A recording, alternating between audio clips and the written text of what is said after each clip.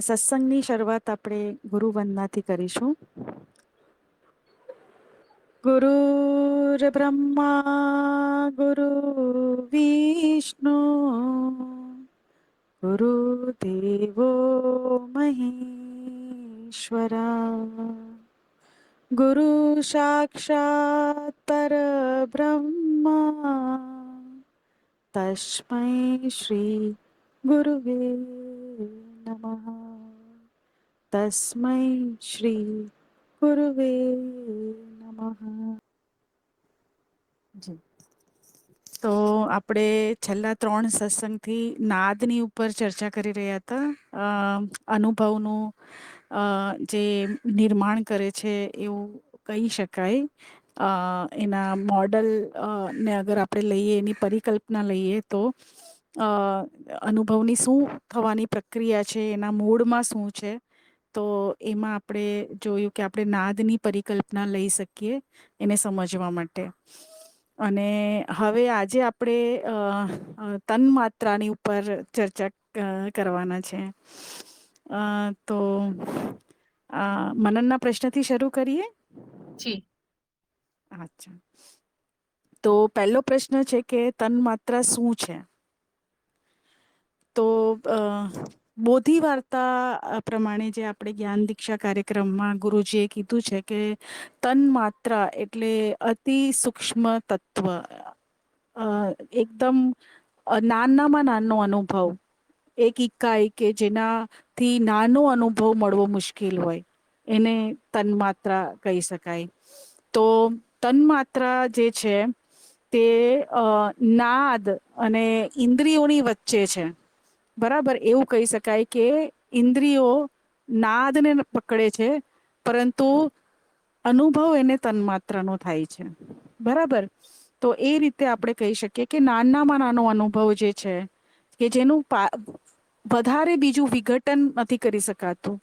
જેમ કે અગર આપણે ટામેટાને જોઈએ, જેમ ગુરુજીને ટામેટા ખૂબ જ પસંદ છે, તો ટામેટાનું અગર ઉદાહરણ લઈએ આપણે, તો એમાં ઘણા બધા તમે એના વિભાજન કરી શકો કે એક એનો શેપ ગોળ છે, એનો કલર જે છે તે રેડ છે, તો એ રીતે એનું સ્થાન છે. તો એ રીતે આપણે ઘણા બધા એના અનુભવને વિભાજનમાં લઈ શકીએ. પણ ખાલી જે લાલ કલર છે, એ લાલ કલરનો અગર આપણને અનુભવ થતો હોય તો એનાથી નાનું બીજું એ અનુભવનું વિભાજન કરવું મુશ્કેલ છે કે એનાથી બીજું વધારે વિભાજન શું કરીએ આપણે. બરાબર, તો એ જે રૂપ છે એ એક તન્માત્રા છે. એ જે તમે કહી શકો કે કોઈ ધ્વનિ, તો એ પણ એક તન્માત્રા છે, કોઈ સ્પર્શ, તો એ પણ એક તન્માત્રા છે. કારણ કે એનાથી નાનું, એનાથી મૂળ અગર આપણે અનુભવ લેવા જઈએ તો એ નહીં મળે આપણને. તો ઇન્દ્રિયો દ્વારા જે આપણને અનુભવ થાય છે એ તન્માત્રાઓના અનુભવ છે, ના કે નાદના અનુભવ. બરાબર, તો આ રીતે આપણે કહી શકીએ કે તન્માત્રા અનુભવના મૂળમાં છે. જી. આમાં બીજી રીતે મી પણ કહી શકાય. જી જી. હા, એ મીરાબેન, મારે બી તન્માત્રામાં એકચ્યુઅલી થોડા કન્સેપ્ટ ક્લિયર કરવા છે. હમ.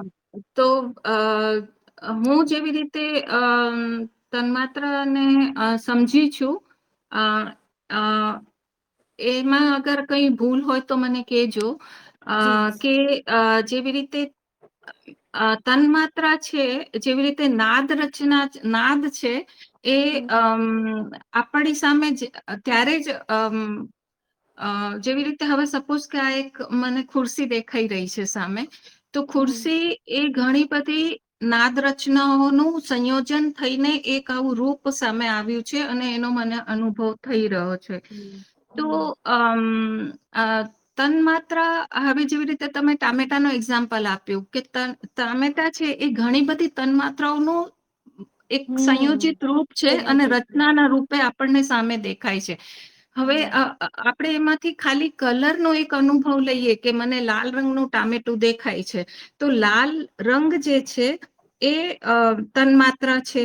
તો હમ શું આપણને શું ખાલી તન્માત્રા તો કોઈ બી અનુભવ ને, એટલે આપણને જોવાનો અનુભવ, પછી એનો સ્પર્શનો અનુભવ, એનો સુગંધનો અનુભવ, બધા જ અનુભવો છે એ તન્માત્રાના જ થાય છે ને આપણને.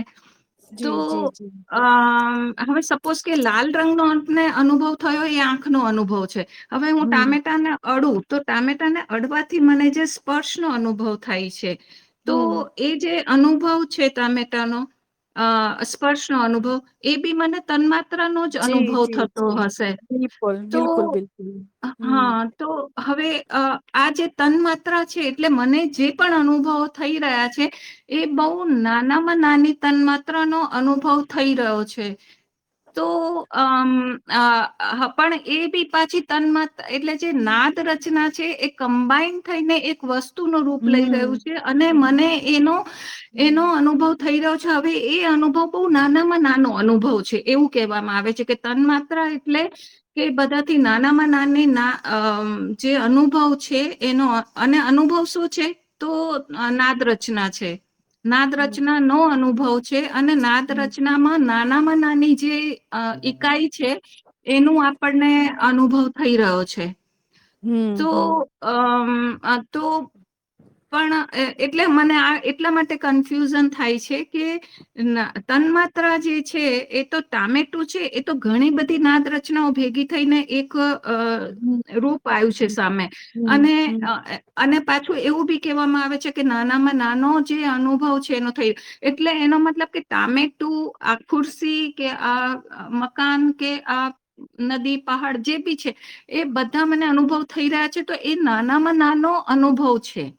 નાનામાં નાના અનુભવ છે, ના અને એ તન્માત્રાનો હમ અનુભવ છે. જી જી જી.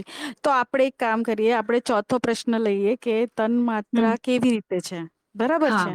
હમ એ હમ ચોથો પ્રશ્ન છે, એ પહેલા લઈએ કે કેવી રીતે તન માત્રાઓ છે. બરાબર. હમ તો હમ જેમ કે આપણે બધી જ જગ્યાએ જોયું કે તમે કોઈ પણ અદ્વૈતનો કે વેદ, કે પુરાણ, કે ઉપનિષદ, કે આપણું જ્ઞાન દીક્ષા કાર્યક્રમ લો, બધું શૂન્ય છે. બરાબર છે. અને હમ શૂન્યમાં જ સંભાવના છે. તો હમ જયારે બધું શૂન્યકાર છે, જયારે કશું જ નથી, તો ત્યાં એક નાદની સંભાવના ઊભી થાય છે. બરાબર છે. એ હમ આપણે નાદના વિષયમાં જોયું. બરાબર. હમ અને હમ એ જે નાદ છે, એ નાદ જ્યારે પ્રગટ થાય છે, તો એ તરંગના પ્રગટ થતા જ એક ધ્વનિનું નિર્માણ થાય છે. અને એ ધ્વનિ એક જે છે એ કશું જ નથી, પણ એ તમારું આકાશ તત્વ છે. અને એ આકાશ તત્વ તમારા કાનની ઇન્દ્રિયો સાથે સંપર્ક કરીને એ તમને એ અનુભવ આપે છે. બરાબર છે. હમ તો આ હમ એક તન્માત્રા થઈ. બરાબર. અને હમ એના પછી જ્યારે એ તન્માત્રાઓનું પ્રતિરૂપ બને છે, એનું સ્વયં સંગઠન થતા જ્યારે નાદ રચનાઓ ભેગી થાય છે એકબીજા સાથે, ત્યારે હમ એ બંને બધી રચનાઓની વચ્ચે સ્પર્શ થાય છે. વાયુ જે છે, વાયુ તત્વ એમાંથી ઊભું થાય છે. અને એ સ્પર્શ, એ ત્વચા જે છે, એ ઇન્દ્રિયો એ રચનાની સાથે પ્રતિક્રિયા કરીને એનો અનુભવ લે છે. હવે જ્યારે બહુ બધી નાદ રચનાઓ સ્વયં સંગઠનથી બને છે, ત્યારે ઘર્ષણ ઉભું, અને એ ઘર્ષણના લીધે અગ્નિ તત્વ બને છે. અને એ અગ્નિ તત્વ જ એક રૂપ જે છે એનું નિર્માણ કરે છે. અને એની સાથેની જે ઇન્દ્રિયો છે તે આંખો છે, જે હમ આપણને રૂપનો અનુભવ કરાવે છે. બરાબર. આ હમ રીતે જ્યારે અગ્નિ તત્વ ઊભું થાય, ત્યારે એની સાથે રસ મળે છે. અને રસની ઇન્દ્રિયો જે છે તે સ્વાદની ઇન્દ્રિયો છે આપણી. બરાબર ને. જે આપણને હમ રસનો અનુભવ કરાવે છે. બરાબર છે. તો એ હમ જલ તત્વ સાથે કનેક્ટેડ છે.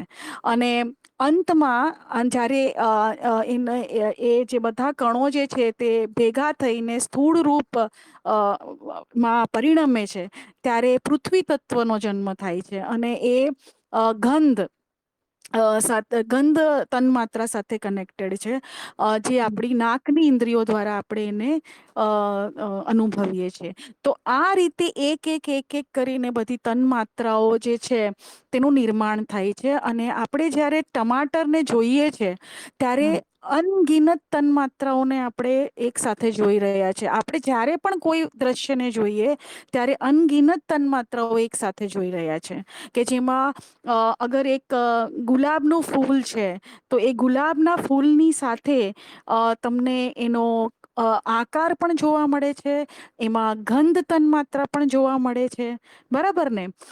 તો એ રીતે, અને રૂપ તન્માત્રાની સાથે કલર પણ જોવા મળે છે, બરાબર ને? તો એ રીતે બહુ બધી તન્માત્રાઓ ભેગી થઈને આપણને દ્રશ્યનું નિર્માણ આપણી સામે કરે છે, બરાબર? તો એ રીતે એક મોડલ સમજવા માટે, આ અનુભવનું મોડલ સમજવા માટે કે ઇન્દ્રિયો કેવી રીતે દ્રશ્યનું નિર્માણ કરે છે, આ જગતનું નિર્માણ કરે છે, સંસાર દેખાડે છે, એ સમજવા માટે એક મોડલ તરીકે આપણે એને આ રીતે સમજી શકીએ. કારણ કે નાદનો પરાભૌતિક પરામાનસિક છે અને એનો સીધો પ્રત્યક્ષ અનુભવ શક્ય જ નથી. ઇનફેક્ટ તન્માત્રાઓનો પણ પ્રત્યક્ષ અનુભવ સંભવ જ નથી આપણને કરવો, બરાબર છે? ઇન્દ્રિયો પણ અગર પકડે છે તો કેવી રીતે પકડે છે? કે જેમ કે રૂપ તન્માત્રા છે, જેમ કે હવે આપણે સમજી જ ગયા હશે કે કેટલી તન્માત્રા છે, તો 5 તન્માત્રાઓ છે, બરાબર છે? શબ્દ, રૂપ, રસ, ગંધ અને સ્પર્શ, ઠીક છે? હા, તો એ રીતે 5 તન્માત્રાઓ છે જે પંચભૂત તત્વનું નિર્માણ કરે છે, અને એનાથી 5 ઇન્દ્રિયો જે છે તે એ અનુભવને સેન્સ કરી શકે છે, એને સમજી શકે છે, બરાબર છે? તો એ રીતે 5 નો અનુભવ, ને આપણે ક્રમ પણ જોયો કે કઈ ક્રમમાં એ તન્માત્રાઓ આપણને એક પછી એક મળે છે. પણ આપણને જયારે અનુભવ થાય ત્યારે એક સાથે બધો અનુભવ થાય છે, બરાબર? હવે આપણે જયારે ટમાટરને જોઈએ છે, બરાબર, દ્રશ્યથી, એના રૂપથી, બરાબર છે, આપણે એને સ્વાદ નથી લેતા કે એને સ્પર્શ નથી કરતા, પણ ખાલી એનો રૂપ લઈએ છે જ્યારે, બરાબર છે, તો ત્યારે પણ બહુ બધી તન્માત્રાઓ છે ત્યાં. એનો આકાર છે, એનો કલર છે, બરાબર છે ને? સ્પેસ છે ત્યાં, તો કઈ સ્થાન પર છે, એટલે એ પ્રમાણે બધી ઘણા બધી જે અનુભવ છે એ બધા અનુભવ મળીને એક અનુભવ બને છે. અને એ જ્યારે આપણી આંખોની ઉપર પડે છે તો એ જ્યારે એ જે ભૌતિક યા વૈજ્ઞાનિક જે સિદ્ધાંત છે એ પ્રમાણે એ દ્રશ્ય તો ઉલટું પડે છે આખું. જ્યારે આંખો પર પડે છે ત્યારે ઉલટું પડે છે, ને પછી બીજા લેન્સથી આપણને સીધું દેખાય છે. તો દેર ઇઝ અ ડિફરન્સ. એટલે આપણે જયારે એને જોઈએ છીએ અને એક્ઝેક્ટલી આપણે, મતલબ જયારે આંખો પડે છે ને એક્ઝેક્ટલી આપણે એને જોઈએ છે ત્યારે બી ફ્રેક્શન ઓફ માઇક્રો સેકન્ડનો ફરક છે. અને બીજી વસ્તુ એ છે કે એ વસ્તુને આપણે એઝ એ ઇમેજ, જેમ આપણે કેમેરાની અંદર, હવે એવા કેમેરા આવી ગયા છે કે જ્યારે આપણે એક ફોટો પાડીએ તો આપણને એ ફોટો કેવો પડ્યો છે એ પણ દેખાય ને, એક ઇમેજ દેખાય ને બાજુમાં, બરાબર? કે આ આવી રીતે ફોટો દેખાય છે. તો એ રીતે એક ઇમેજ તરીકે આપણે દરેક વસ્તુને જોઈએ છે, અગર વૈજ્ઞાનિક રીતે સમજવા જઈએ તો, બરાબર? એટલે એનો મતલબ એ થયો કે ડાયરેક્ટ આપણે તન માત્રાને પણ નથી ગ્રહણ કરી રહ્યા, સમજ પડી? એને બી આપણે માનસિક રીતે જોઈ રહ્યા છે. માનસિક રીતે એને જે રીતે ઇન્દ્રિયોએ એને પ્રોસેસ કર્યું અને બ્રેને એની અંદર ઇન્ટરફિયર કર્યું એની મેમરીથી એને સમજવા માટે, બરાબર છે? તો ત્યાર પછી આપણે એને એઝ એ ઇમેજ તરીકે જોઈએ છે, પણ આપણે એને એઝ ઇટ ઇઝ તન્માત્રા શું છે અને એને આપણે લીધી એને નથી જોઈ શકતા, બરાબર છે? તો એ રીતે પણ કહી શકાય કે એટલો લઘુ અનુભવ છે કે એને આપણે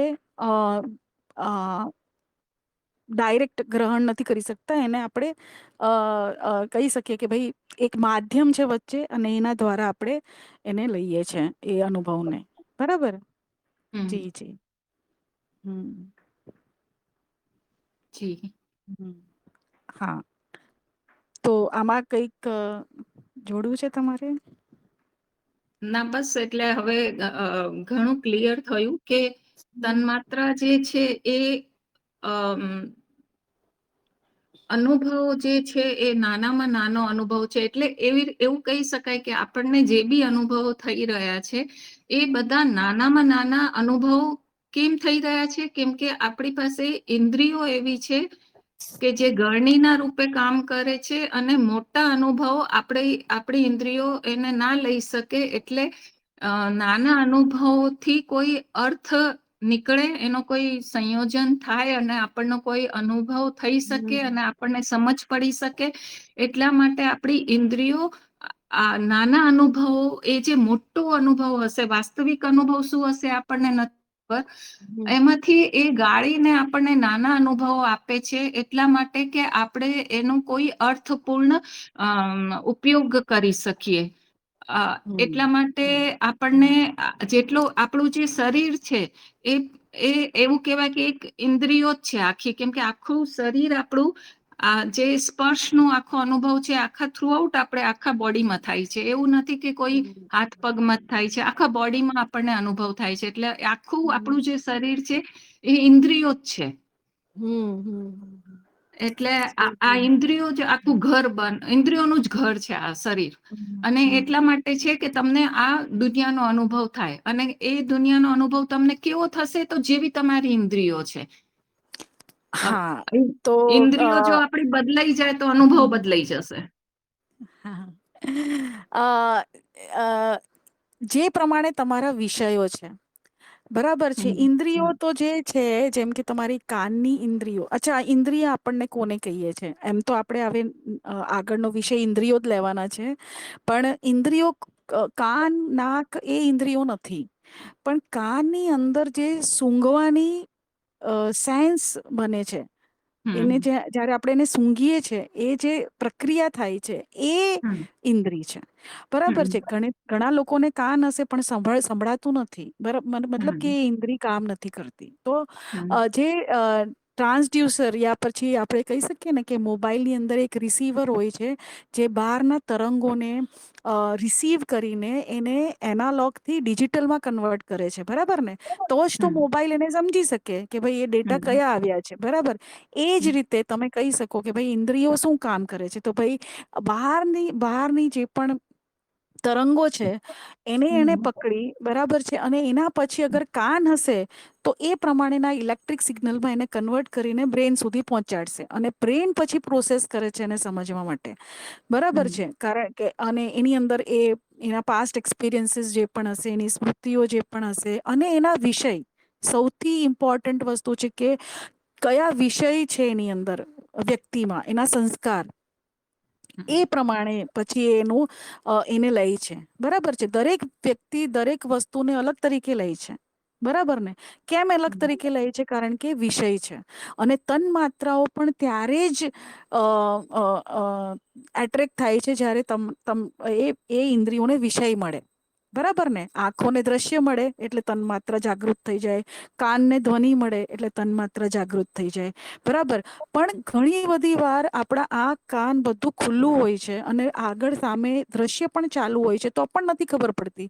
દ્રશ્ય નથી જતું અંદર. થાય છે એવું આપણી સાથે?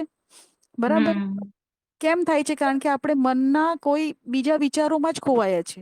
બરાબર છે. હમ તો બાજુમાં કોઈ બોલતું હશે તો પણ સંભળાતું નથી. બરાબર ને? હમ પછી બાજુ હમ વાળાને કેવું પડે, ભાઈ સાંભળ ને, કઈ કહું છું તને. બરાબર. હમ તો હમ આ જે છે એનો મતલબ ચેતના. ક્યાં ચેતના છે? અને ચેતના ક્યાં જશે? જ્યાં વિષય મળે છે એને. બરાબર. કયા વિષય? એના સંસ્કારના વિષય. એના સંસ્કાર જ્યાં જાગૃત થઈ જાય, એ હમ સંસ્કારને જાગૃત થતા જ તન માત્ર જે છે તેને એ ગ્રહણ કરી લેશે. બરાબર. તો આમ હમ તન માત્રા તો જે રીતે રેડિયોના તરંગો છે ને, એ તો છે હમ જ છે. બરાબર. પણ હમ રેડિયો ચાલુ કરો તો એ પકડાય ને. બરાબર. તો એ રેડિયો હમ ચાલુ કેવી રીતે થાય? તો એ ચેતના. બરાબર. અને ચેતના કેવી રીતે જાગૃત થશે? ક્યાં ચેતના જાગૃત થશે? તો આપણે આપણું પોતાનું અનુભવ જોઈ શકીએ કે જ્યારે આપણે અગર બે જણા રોડ પર ચાલતા હોય, બરાબર છે, અને એક અડધો કલાકનું એમણે વોક કર્યું હોય, બરાબર, અને પછી બે જણાને તમે પૂછો અનુભવ, બરાબર, બંનેના અનુભવ અલગ હશે. કેવી રીતે? કે એકને અગર પ્લાન્ટેશનનો શોખ હોય તો એ હરેક જગ્યાએ પ્લાન્ટ જ જોશે. બરાબર ને? હમ એની ચેતના હમ ક્યાં જાય છે? એના સંસ્કાર પ્રમાણે. બરાબર? હમ અને બીજા કોઈને કોઈ બીજામાં રસ હોય, જેમ કે ગાડીઓમાં રસ હોય. ઠીક છે કે હમ ભાઈ મને કાર બહુ ગમે છે. તો એ બધા હમ જેટલી કારો જતી હશે, જેટલી કારો ઊભી હશે, એમાં જ એનું ધ્યાન હશે. તો બંને જણા એ જ રસ્તા પર જાય છે. એ જ હમ મુમેન્ટમાં સાથે છે. પણ બંનેના અનુભવ અલગ છે. કેમ? તન્માત્રાઓ જે છે એ તો છે જ યુનિવર્સમાં. પણ એણે કઈ હમ પકડી છે? જે હા પ્રમાણેના સંસ્કાર છે. બરાબર ને? તો હમ અનુભવ આપણને એકાઈ નો થાય છે. પણ એ એટલી બધી એકાઈઓ બધી ભેગી થઈને એક સાથે અનુભવ કરે છે. અને એ જ અનુભવ સૌથી વધારે રોમાંચક હોય છે. કેમ લાગે છે આપણને એવું કે મંદિરે જઈને આપણે આરતી કરીએ તો બહુ જ સારું લાગે? બરાબર ને? તો તમે હમ વિચારો કે ત્યાં શું હોય છે? ત્યાં બધી તન્માત્રાઓનો એક સાથે અનુભવ. બરાબર ને? તમે ભગવાનનું રૂપ જોઈ રહ્યા છો. બરાબર છે? હમ ત્યાં તમને ઈતર અને ફૂલોની ખુશ્બુ સુગંધ આવતી હશે. હા, એટલે હમ ગંધ તન્માત્રા પણ છે ત્યાં. ઘંટીઓનો અવાજ આવતો હશે. શબ્દ હમ તન્માત્રા પણ છે ત્યાં. તાલીઓ વગાડતા હશો, સ્પર્શ તન્માત્રા પણ છે ત્યાં. પ્રસાદ ખાશો તમે તો તમને સ્વાદની તન્માત્રા પણ છે. તો આ આખા જે અનુભવ છે એની અંદર બધી તન્માત્રાઓનો સમાવેશ છે જુઓ. અને એટલા જ હમ માટે જ્યાં એક બે ત્રણ થી વધારે તન્માત્રા હોય એ એક્સપિરિયન્સ અલગ જ હોય. બરાબર ને? અને એટલા માટે જ હવે આ સિનેમા ઘરોમાં શું થાય છે? 3D, 4D, 5D કેમ કરવામાં આવે છે? એક કરતા વધારે અનુભવ. બરાબર ને? એક સાથે એકદમ વધારે અનુભવ થાય તો હમ રોમાંચક થઈ જાય. એ જે પળ છે એ આપણે ભૂલી ના શકીએ. એ સ્મૃતિમાં છપાઈ જાય. બરાબર ને? હમ અને એનો આનંદ આવે. બરાબર ને? જેમ કે વરસાદમાં કોઈ નાવા જતું હોય તો એ હમ અલગ જ અનુભવ છે એક. બરાબર છે? હમ એ પાણીનો સ્પર્શ થાય છે તમને, પાણીનો અવાજ આવે છે તમને. હે ને? તો હમ એ બધી અને રૂપ પણ દેખાય છે વરસાદનું. તો એ પ્રમાણે તો એ રીતે તન્માત્રાઓ કઈ આપણે લઈએ છીએ એના ઉપર છે કે આપણા સંસ્કાર કયા છે. બરાબર ને? હમ તો હમ હવે બીજા પ્રશ્નનો તો ઉત્તર આવી જ ગયું હશે કે તન માત્ર ક્યારે છે? કોઈ કહી શકે હમ તન માત્ર ક્યારે છે?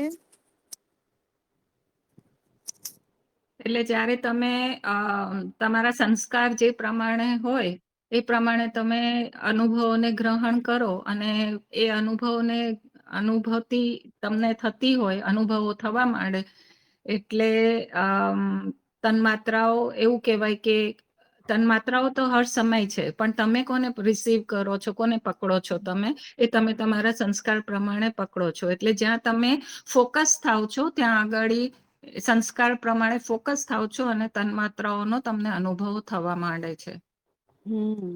અને એક તો આપણે ગ્રહણ કરીએ એ પણ આપણા સંસ્કારની ઉપર છે. અને આપણે હમ એને કેવી રીતે ગ્રહણ કરીએ છીએ ને એ પણ આપણા સંસ્કારની ઉપર છે. બરાબર છે? હમ અને એટલા માટે જે 5 તન્માત્રાઓ છે એના ઉપર 5 તન્માત્રા સાધના પણ છે. આપણે બીજા માર્ગમાં તમે જુઓ તો આ જે આપણે આટલી બધી જે તન્માત્રાઓની વાત કરીએ છીએ તે આપણે હવે એકદમ માયામાં છીએ હમણાં અને હા મોડલની વાતો કરી રહ્યા છે. હમ એમાં કોઈ સત્યતા નથી પણ એને હા સમજવા માટે કે આખરે આ બધું શું થતું હશે. બરાબર છે? તો હમ સાંખ્યમાં જે રીતે કીધું છે એ પ્રમાણે આપણે હમણા પંચભૂતની વાત કરી અને પંચ ઇન્દ્રિયો, તન્માત્રાઓ સાથે કેવી રીતે સંપર્કમાં આવે છે એ પણ આપણે જોયું.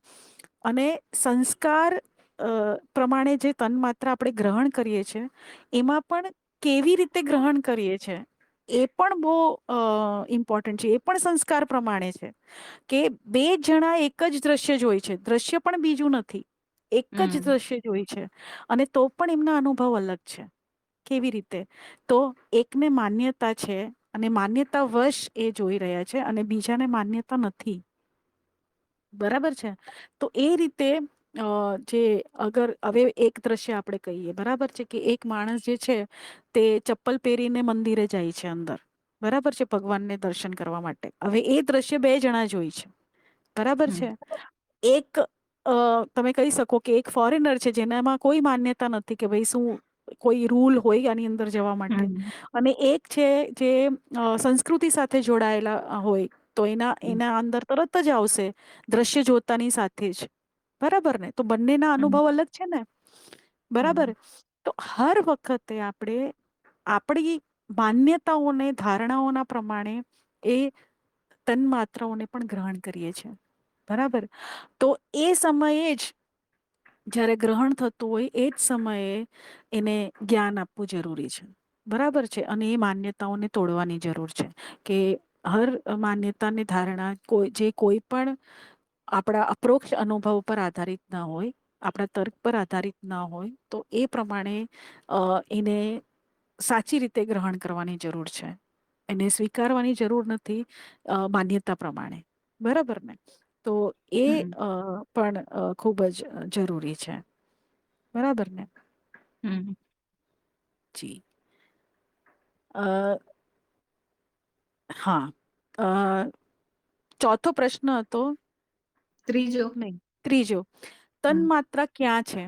તો એનો પણ આપણે ઉત્તર આપી જ દીધો છે કે હમ તન્માત્રા સિવાય બીજું કશું જ નથી માયાની અંદર. અગર તમે હમ પ્રકૃતિ પુરુષ અથવા અનુભવ કરતા અને અનુભવની વાત કરો, તો અનુભવ જે છે એમાં તન માત્ર સિવાય કશું છે જ નહીં, બરાબર ને? હમ બધું જ તન માત્ર છે, બરાબર.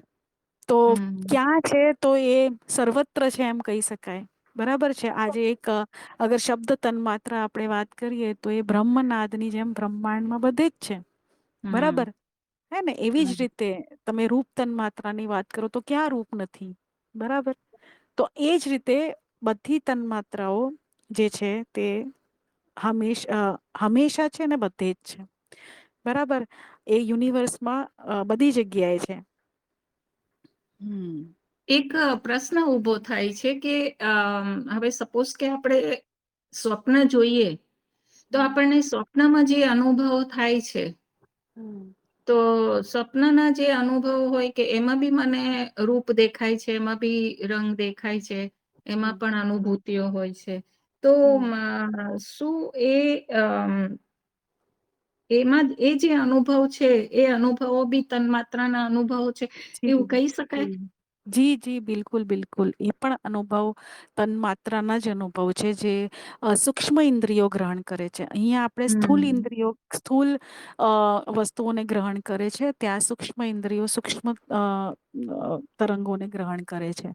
પણ અંતમાં એ બધું જ તન્માત્ર જ છે.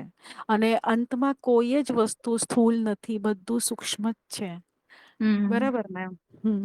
તો હા, એટલે એનો અર્થ હમ એટલે આપણે આજે કહીએ કે માયાની વાત કરીએ છીએ, આપણે તન્માત્રાની વાત કરીએ છીએ, પણ હમ એમાંથી બી એક સમજ તો આપણને મળે જ છે કે જેવી રીતે સ્વપ્નમાં જે આપણે જોઈએ છે બધી તન્માત્રાઓ જ છે, એવી જ રીતે હમ આપણને જાગૃત અવસ્થામાં બી જે બધું જોઈએ છે એ બી એક હમ તન્માત્રાઓ છે. અને હમ આપણને સ્વપ્નની ઇન્દ્રિયો જે દેખાડે છે એ સૂક્ષ્મ ઇન્દ્રિયોના પ્રમાણે એ વખતની તન્માત્રાઓ જે છે, અને કેમ કે એની ઇન્દ્રિયો એટલી ફ્રેજાઇલ છે, એટલે બહુ બહુ અનિયમિત છે ને ઇન્દ્રિયો, કેમ કે એ જ વખતે બને છે અને એ જ સપનું બતાવે છે, તો એ એટલી જ ફ્રેજિલિટી છે, કેમ કે સ્વપ્ન તરત જ આપણે ઉઠીએ છીએ ને ગાયબ થઈ જાય છે. તો એવી જ પણ આપણે આ જે જાગ્રત અવસ્થાનું સ્વપ્ન છે એને આપણે સ્વપ્ન એટલા માટે નથી માની શકતા કેમ કે એ આપણને લાંબો સમય રહે છે, ટકે છે, આપણે એને અડી જોઈએ છે અને મને દેખાય છે તો બીજાને પણ એ જ દેખાય છે, એટલે આપણે એને રિયલ માનવા માંડીએ છીએ કે પણ વાસ્તવિકતા એ છે કે બધાની એક જેવી ઇન્દ્રિયો છે, એટલે બધાને એક જેવું સ્વપ્ન દેખાઈ રહ્યું છે, કેમ કે બધાની બનાવટ એક સરખી છે ઇન્દ્રિયોની, અને શરીરની બનાવટ એક સરખી છે, એટલે બધાને જે દેખાઈ રહ્યું છે બધાને એક સરખું દેખાઈ રહ્યું છે, તો આપણને એવું લાગે છે કે આ વાસ્તવિકતા છે અને હકીકત છે, એટલે આપણને દેખાઈ રહ્યું છે, પણ એ બી એક જાતનું સ્વપ્ન જ છે. તો જયારે આપણે આવી રીતે ચર્ચા કરીએ છીએ ને ત્યારે આપણને આપણી જે પકડ છે ને જાગૃતિ ઉપર, કે આ જે વાસ્તવિકતા છે, બધું હકીકત છે, હું સાચે જ આ બધું અનુભવ કરી રહ્યો છું, એ અસલી છે, તો એ માન્યતા થોડી ઢીલી પડે છે કે વાસ્તવિકતા નથી, આ બધું આપણે ઇન્દ્રિયો છે એટલે આપણને દેખાઈ રહ્યું છે, અદરવાઈઝ ઇન્દ્રિયો ના હોય તો આ બી અનુભવ ના થાય. હમ અને બીજી વસ્તુ એ છે કે આપણે મુમેન્ટ ટુ મુમેન્ટ બધી વસ્તુ ચેન્જ થાય છે. મુમેન્ટ ટુ મુમેન્ટ બધી વસ્તુ ઉદ્ભવે છે ને મુમેન્ટ ટુ મુમેન્ટ એ બધી જે છે તે નાશ પણ પામે છે. તો આપણને એવું લાગે છે કે આપણે એ વસ્તુને જ જોઈ રહ્યા છે 10 વર્ષથી, પણ એ વસ્તુ હમ એ નથી. બરાબર. અને હમ એ આપણે ત્રિજ્ઞાનમાં બહુ સરસ રીતે જોયું કે જયારે આપણે સમયને કાઢી નાખીએ ત્યાં તો કઈ છે હમ જ નહીં ત્યાં. જે છે તે સમયના લીધે છે. અને એ એટલો ધીરે પરિવર્તન એટલું ધીરે છે કે આપણને એવું લાગે કે ક્યાં કઈ બદલાયું છે, બધું એનું એક તો છે. હમ બરાબર. તો એ રીતે હમ આપણને જગત સાચું લાગે છે.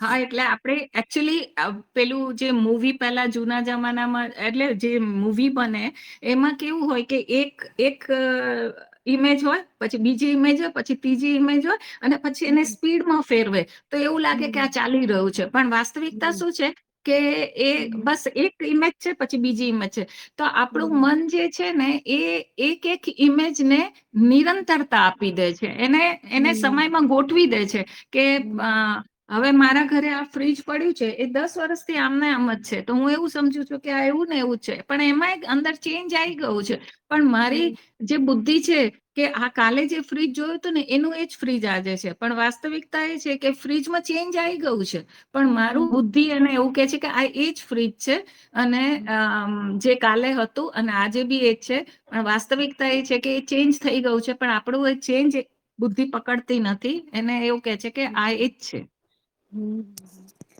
કારણ કે આપણા જે મૃત્યુલોકમાં નિયમિતતા બહુ બધી છે. ઘણા બધા નિયમો છે અને નિયમિતતાથી હમ ચાલે છે બધું ક્રમસર. હમ બરાબર છે ને. એટલે આપણને રોજ એ વસ્તુ, એ ઘટના, એ જગ્યા એ બધું દેખાય છે એજ પ્રમાણે. અને પછી આપણને જગત આખું સાચું લાગે છે. હમ બરાબર ને. હમ. એટલે આપણને એકચ્યુઅલી આ જે તન્માત્રાઓનો અનુભવ થઈ રહ્યો છે, હવે આ મને અનુભવ થયો. મને આ બધું બહુ વ્યવસ્થિત દેખાઈ રહ્યું છે. કેમ વ્યવસ્થિત દેખાઈ રહ્યું છે? કેમ કે મારી જે ઇન્દ્રિયો છે એ ફિલ્ટર કરીને મને અનુભવો આપે છે. વાસ્તવિકતા બધા અનુભવો એક સાથે છે. જેવી રીતે ગુરુજી એક્ઝામ્પલ આપ્યું છે કે 10 ગાના એક સાથે વાગતા હોય, 10 રેકોર્ડિંગ એક સાથે વાગતી હોય તો તમને ખબર જ ના પડે કે કયું ગીત વાગે છે. પણ એ જ ગીત જો તમે એક એક કરીને સાંભળો તો તમને ખબર પડે કે આ 10 ગીતો વાગી રહ્યા છે. તો એવી જ રીતે આ બધા અનુભવો એક સાથે છે. પણ આપણી ઇન્દ્રિયો એ અનુભવોને ફિલ્ટર કરીને નાનામાં નાનો અનુભવ આપે છે, કેમ કે આપણી ઇન્દ્રિયો જે પ્રમાણે પકડી શકે એવા અનુભવો આપે છે, જેને આપણે પકડીને આપણે કોઈ અનુભવ કરી શકીએ છીએ. તો આ વાસ્તવિકતા કંઈક બીજી જ છે. વાસ્તવિકતા શું છે આપણને નથી ખબર. પણ આપણે આ જે સમય દેખાઈ રહ્યું છે એને જ આપણે સત્ય માની રહ્યા છીએ. વાસ્તવિકતામાં જે એબ્સોલ્યુટ છે એ તો આપણને ખબર જ નથી. આપણે સાપેક્ષતામાં હા જીવીએ છીએ. બરાબર છે. હમ આ જે આખી દુનિયા દેખાઈ રહી છે એ સૂર્યના સફેદ પ્રકાશમાં દેખાઈ રહી છે. હવે હા સૂર્ય ન હોય તો હમ કોઈ કલર જ નથી પછી. બરાબર ને. હા આપણને હમ બધા રંગો કેમ દેખાઈ રહ્યા છે? કારણ કે સૂર્યનો સફેદ પ્રકાશ છે. બરાબર. હા તો એવી જ રીતે દરેક વસ્તુમાં આપણે સાપેક્ષતામાં જોઈ રહ્યા છે. બરાબર. એબ્ઝોલ્યુટ તો અજ્ઞેય છે ને આપણે જાણી જ નથી શકતા. બરાબર ને. તો એ હમ રીતે હા, એ રીતે આપણે જોઈ શકીએ એને. તો ચોથો પ્રશ્ન છે, તન માત્રા કેવી રીતે છે? આપણે એના ઉપર ચર્ચા કરી. અને હમ તન માત્રાઓ કેટલી અને કઈ કઈ છે અને તેનો ક્રમ શું છે એ પણ જોયો આપણે. હમ તન માત્રાઓનો જગતની રચનામાં શું ભાગ છે? બરાબર. તો હમ આપણે જોયું કે જે નાદ છે એનાથી જે નાદ રચનાઓ બને છે એનાથી એક પછી એક તન્માત્રાઓ બની છે. શબ્દ, સ્પર્શ, રૂપ, રંગ, ગંધ. બરાબર. અને હમ એ જે તન્માત્રાઓ બની એનાથી તત્વનું નિર્માણ થયું. હવે હું જે આ બધી વાત કરું છું એ બધું સાંખ્યના પ્રમાણે છે. હમ એમાં બોધી વાર્તામાં ખાલી તન્માત્ર એટલે અનુભવ, એ હા. નાનામાં નાનું અનુભવ એટલું જ સમજવાનું છે. અને હમ આમાં સાંખ્ય પ્રમાણે એ પંચ મહાભૂત જે છે એ હમ તન્માત્રાઓથી એનું નિર્માણ થાય છે. જે આપણે આકાશ, પૃથ્વી, જલ, વાયુ, અગ્નિ, એ હમ પાંચ તત્વ, એ પાંચ તન્માત્રાઓથી એનું નિર્માણ થાય છે. અને એ પાંચ તત્વો પછી એ ત્રિગુણ સૃષ્ટિ જે છે આપણી, હમ સત્વ, રજ અને તમસ, એ હમ ત્રણેયના અલગ અલગ અલગ અલગ પ્રમાણથી આ જે હમ પાંચ તત્વો મળે છે, અને એનાથી અનંત સૃષ્ટિમાં અનંત વસ્તુઓનું નિર્માણ થાય છે. બરાબર છે. તો આ રીતે આખા જગતનું નિર્માણ થાય છે, જે તન્માત્રાઓ દ્વારા આપણે અનુભવીએ છીએ. અને આપણે એક બોધિ વાર્તા પ્રમાણે કહી શકાય કે અસ્તિત્વ જ તન્માત્રાઓના રૂપમાં એનું પોતાનું દર્શન કરી રહ્યું છે, એમ કહી શકાય. બરાબર. તો આ જગતનું હમ નિર્માણ કેવી રીતે થાય છે? પંચ મહાભૂતથી. અને આ પાંચ તત્વોનું જે પ્રમાણ છે, એ પ્રમાણનું હમ વધઘટ અને એની સાથે હમ ગુણ, એ મળીને હમ એટલી બધી વિવિધતાઓ છે સંસારમાં. ઠીક છે. જે અને આપણે જોઈએ પણ છે કે ભાઈ તર્કથી પણ તમે જોઈ શકો કે એ પાંચ તત્વોથી વધારે બાર કયું મળે છે આપણને. અગર આપણે આપણા શરીરની જ વાતો કરીએ, બરાબર, તો શરીરમાં તમે જોઈ લો કે જે હડ્ડી બની છે આપણી, એમાં પૃથ્વી હમ તત્વો વધારે છે, બાકી બધા હમ તત્વો ઓછા હશે. બરાબર હમ છે. જે રુધિર, જે આપણું લોહી બન્યું છે, એમાં જલ તત્વો વધારે છે. બરાબર ને? હમ એ જોઈ શકીએ આપણે. આપણે જે શ્વાસ નળીમાં જે શ્વાસો લઈ રહ્યા છે, ફેફસામાં જે શ્વાસ જઈ રહ્યા છે, એની અંદર વાયુ તત્વો વધારે છે. હમ આપણા આખા શરીરની અંદર 13 થી વધારે અલગ અલગ પ્રકારના વાયુઓ છે, જે આખા પ્રાણમય કોષનું નિર્માણ કરે છે. બરાબર ને? હમ તો હમ એ પ્રમાણે ત્યાં વાયુ તત્વો વધારે છે. બાકીના તત્વો નથી એવું નથી. બધા જ તત્વોનું ત્યાં હાજરી છે, હમ પણ ઓછા છે. બરાબર હમ ને?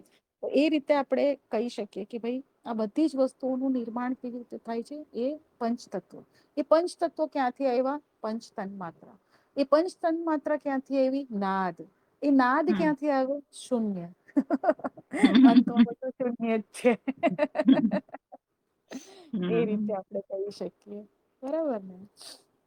જી હા. આમાં કોઈને કોઈ પ્રશ્ન હોય તો કહી શકીએ.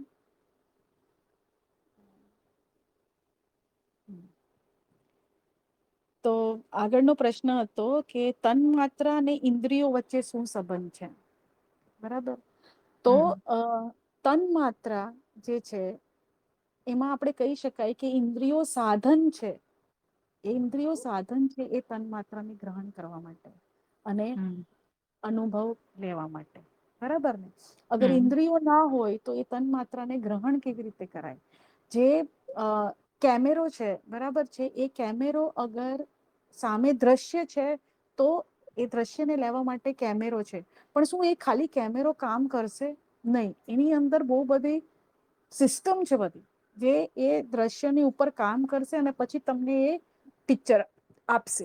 બરાબર ને? તો આંખો એક કેમેરો છે. બરાબર? હાર્ડવેર.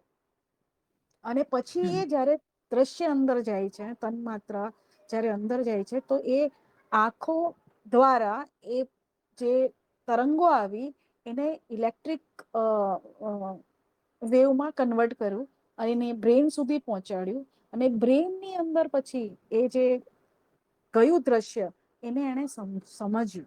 બરાબર ને? કે શું છે. તો કેવી હમ રીતે સમજ્યું એને? તો ભાઈ આગળનો જે અનુભવ છે એનાથી, એની સ્મૃતિઓથી સમજ્યું એને, એના સંસ્કારોથી સમજ્યું એને. બરાબર? તો એ રીતે હમ એને ગ્રહણ કર્યું. બરાબર? તો એ રીતે ઇન્દ્રિયો શું થઈ? માધ્યમ, અથવા તો તમે કહી શકો સાધન છે એને ગ્રહણ કરવા માટે. ઇન્દ્રિયો ના હમ હોય તો તમે એ તન્માત્રાને ગ્રહણ નહીં કરી શકો. બરાબર ને? કે હમ જે કાનની અંદર જે સાંભળવાની સેન્સ છે, કે આંખોની અંદર જે જોવાની સેન્સ છે, એ ન હોય તો આંખો હોવા છતાં પણ તમે નહીં જોઈ શકો. હવે હાર્ડવેર તો છે, પણ અંદર સોફ્ટવેર નથી. બરાબર ને? તો હમ એ રીતે હમ આપણે એને જાણી શકીએ કે ઇન્દ્રિયો નો સંબંધ તન્માત્રા સાથે કેવી રીતે છે. હમ અને આ જે કામ થાય છે કે તમારે જે પણ બહારના વેવ્સ છે એ તમે કલેક્ટ કર્યું અને પછી અંદર ગયો અને પછી ઇલેક્ટ્રિક વેવ્સમાં કન્વર્ટ થયું અને પછી બ્રેન એને ઇમ્પલ્સમાં ચેન્જ કર્યું, જે બી આગળ પ્રોસેસ થઈ એ એકદમ માઇક્રો સેકન્ડ્સમાં થઈ જાય છે. એના હા, માટે માઇક્રો. હા, આપણને એટલે ખબર નથી પડતી. આપણને તો એવું લાગે છે કે હું જોઈ રહ્યો છું, પણ એ મેં જોયું ને અંદર થયું એમાં એટલું ફટાફટ થઈ જાય છે, આપણને ખબર નથી પડતી. અને એ જે એમાં તમે પહેલા તમે કહી શકો કે નેનો માઇક્રો સેકન્ડ નો ફરક છે હા એની અંદર, પણ આપણને નથી હમ ખબર પડતી. નથી ખબર બરાબર ને? પડતી હા હમ. હા, એવું છે. કેટલું ફર્સ્ટ ક્લાસ મશીન હા, બનાવ્યું છે પણ પ્રકૃતિએ. એમાં એવું છે ને કે એમાં બી યુનિફોર્મ છે, મતલબ બધું કે હર વખતે નેનો માઇક્રો સેકન્ડ નો ફરક છે, એટલે આપણને સિરિયલી જ લાગે ને પછી. હા. એવું છે. આપણે જ પ્રકૃતિની રચના છીએ, આપણે પ્રકૃતિને કેવી રીતે સમજી શકીએ કે શું કરે છે. સાચી વાત છે. તો હવે આગળનો પ્રશ્ન કે છે, શું તન માત્રા અનુભવ દ્વારા જાણી શકાય છે? તો આપણે વાત કરી હતી કે તન માત્રાને હમ અનુભવથી નથી જાણી શકાતું. તન માત્રા શું છે એને જાણવા માટે અચ્છા, હવે એવું બી નથી કે નથી જાણી શકાતું, બરાબર છે. અગર અવેરનેસ છે એટલી બધી અવેરનેસ કે આવતા તરંગોને પણ અગર પકડી શકાય, બરાબર છે. તો એ અવેરનેસમાં એ તન માત્રા જે આપણે ગ્રહણ કરી રહ્યા છીએ ત્યાં સુધીની પણ અવેરનેસ આવી શકે. એ ગ્રહણ કરીએ છીએ એ દરમિયાનની અવેરનેસ, બરાબર છે. તો ત્યારે આપણે તન માત્રાનો પણ અનુભવ કરી શકીએ. ઘણા હમ લોકો તન્માત્રા સાધનાથી તન્માત્રાઓને ઉપર એટલી બધી પકડ કરી શકે કે એ તન માત્રાને એ બીજાને પણ મોકલી શકે, બરાબર છે. હવે આ એક બીજા માર્ગમાં આ બધું થાય કે તમે કોઈના મનમાં વિચારને ઇમ્પ્લાન્ટ કરી શકો, બરાબર છે. અને એને એવું હમ લાગે કે મારો જ વિચાર છે, બરાબર છે. પરંતુ તમે શું કર્યું, તમે તરંગ મોકલાવી છે એને, અને એ હમ તન્માત્રા થી એ તન્માત્રા માં જ પરિણમે છે. વિચાર પણ તન્માત્રા છે, એ શબ્દ તન્માત્રા છે, બરાબર છે. આખરે 90% આપણે કેમાં રહીએ છીએ? શબ્દ તન્માત્રામાં રહીએ છીએ. આપણા હમ વિચારો, આપણી વાણી, આપણે કોઈને સાંભળીએ, બરાબર, એનું અર્થઘટન કરીએ, માનસિક રીતે જે આપણે ડાયલોગ બોલતા હોઈએ, આપણી ઈચ્છાઓને પ્રગટ કરીએ મનમાં, આ બધી જ વસ્તુ શું છે? શબ્દ તન્માત્રા, બરાબર છે. અને એનાથી જ આપણે આખા શરીરને ચલાવીએ છીએ, આપણા સંસારને ચલાવીએ છીએ. તો મોટે ભાગે જે શબ્દ તન્માત્રા છે એ ઘણી અસર કરે છે રોજિંદા જીવન પર પણ, બરાબર. અને એને હમ સાધવાથી આપણે આપણા તરંગોને જોઈ શકીએ કે ભાઈ વિચાર આવી રહ્યા છે, બરાબર છે. હમ હવે વિચાર હમ પર મારે કાર્ય કરવું કે નહીં, બરાબર. હમ સ્થૂળ સૂક્ષ્મ તમે થતા જાઓ તો તમને એ પણ સમજ પડે કે ઈચ્છા આવી રહી છે, બરાબર છે. હમ અને ઈચ્છાને આવતા પહેલા જ તમે એના ઉપર કાર્ય કરી શકો. તો એ પ્રમાણે આપણે અનુભવ કરી શકીએ. પરંતુ ચેતના જેટલી વધારે પ્રગાઢ ચેતના હોય એટલા આપણે એના અનુભવ કરી શકીએ, બરાબર ને? હમ તન્માત્રા સાધના નો એક કહી શકાય કે જેમ કે યુનિવર્સમાં બધું જ છે, બધા જ તરંગો છે, બરાબર છે. એટલે તન્માત્રા, નાદ, તમે જે પણ કહો, યુનિવર્સમાં બધું જ છે. હવે તમારે સ્વાદ તન માત્રાની ઉપર અગર કામ કરવું હોય તો સ્વાદ તન માત્રા કેવી રીતે કામ કરી શકો, બરાબર. તો તમે તમારે કશું ખાવા વગર જ શું તમે કોઈ વસ્તુ ખાધી એનો અનુભવ કરી શકો એક્ઝેક્ટ, બરાબર છે. હમ તો એ તન માત્રાઓને તમે ઇન્દ્રિયો વગર અનુભવી લીધું, બરાબર છે. હમ ઇન્દ્રિયોનું કામ જ ના એવું વચ્ચે તમે કઈ ખાધું જ હમ નથી પણ તમને હમ અનુભવ થયો, બરાબર છે. તો હમ એ રીતે તમે એને સાધી શકો. હવે યુનિવર્સમાં બધા જ વોઇસ છે, બધા જ શબ્દ છે, બરાબર છે. પરંતુ તમને કોઈ ગુરુની વાણીને તમારે સાંભળી લેવી હોય, બરાબર છે, તો એને તમે સાંભળી શકો. શું કરો કે યુનિવર્સમાં જે નાદ છે એ હમ નાદની તરંગોને તમારે ખેંચવાની છે, એને આકર્ષિત કરવાની છે, બરાબર છે. અને એનાથી તમને એ નાદને એને તન્માત્રાના રૂપમાં લઈને એને અનુભવી શકો. તો એ રીતે અલગ અલગ અલગ અલગ તન્માત્રા જે છે એનો અનુભવ આપણે કરી શકાય. પણ ચેતના જયારે બહુ પ્રગાઢ હોય, અંતકરણ શુદ્ધ હોય, અને સંસ્કાર વશ કામ ના કરતા હોય આપણે, તો એ રીતે થઈ શકે. હમ